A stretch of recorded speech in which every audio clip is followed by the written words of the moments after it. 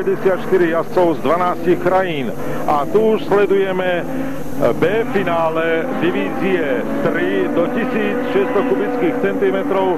Prichádzame práve v rozhodujúcich okamihoch, keď títo pretekári, ktorých vidíme na štartovej listine tohto B finále, bojujú o dve postupové miesta do A finále tejto triedy.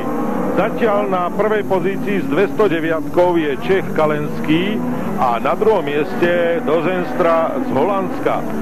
Pozrime sa už reálne na tento priebeh pretekov. Áno, tam s 209 Marek Kalenský si približne v treťom okruhu jasne vypracoval prvú pozíciu a dostal sa na čelo. Pravda, o to druhé postupové miesto ešte stále budú bojovať s 201 Fritz Dozenstra a s 210 to je Jozef Marty.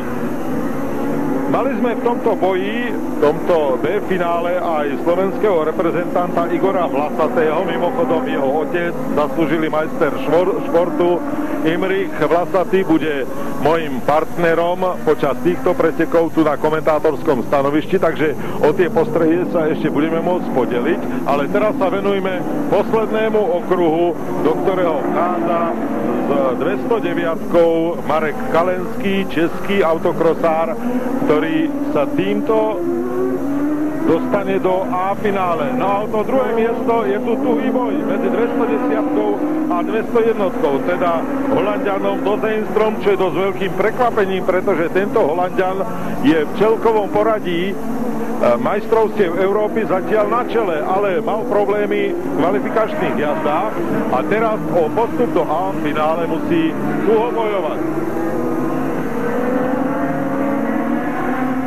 Jeho súperom je Jozef Marty. Tu vidíme Mareka Kalenského, ktorý ide do cieľa, takže on už sa dostal do A finále, ktoré takisto budeme vidieť v priamom prenose, a tu máme súboj o druhé miesto a druhým postupujúcim je s 210 Jozef Marty, Švajčiar, ktorý vlastne takto na poslednú chvíľu sa dostal do A finále a vyradil tým vlaňajšieho majstra